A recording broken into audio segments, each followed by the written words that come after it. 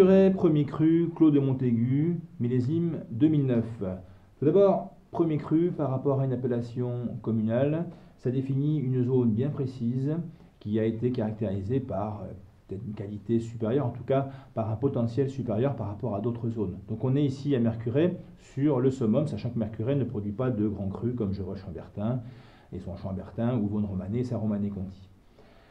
Ceci étant dit, nous sommes ici en côte chalonnaise, donc beaucoup plus au sud par rapport donc, à la côte de Nuits ou à la côte de Beaune.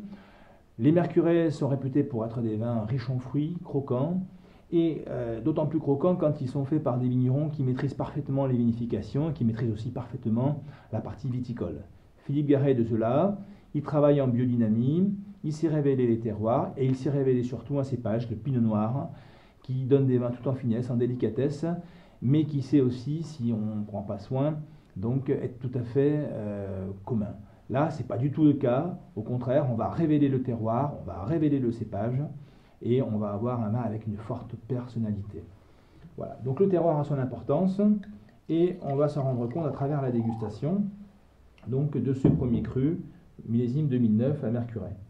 Donc la robe, eh bien la robe elle commence à avoir des petites nuances un petit peu fauves, c'est un rubis, donc c'est beaucoup plus clair que les Cabernet Sauvignon, les pinots noirs sont toujours plus clairs, hein, donc n'associez jamais l'intensité colorante à la qualité, hein, donc les Bourgognes sont plus clairs que les Bordeaux ou que les vins du Sud, c'est quelque chose de tout à fait normal.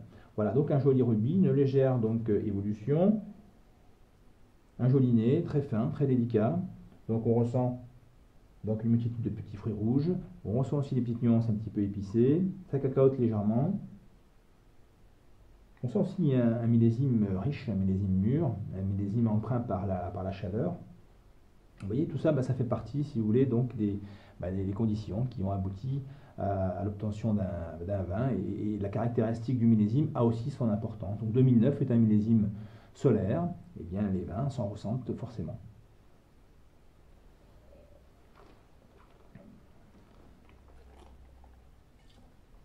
Belle bouche, belle structure, des tanins très fins, très délicats, mais qui vont supporter une belle viande rouge.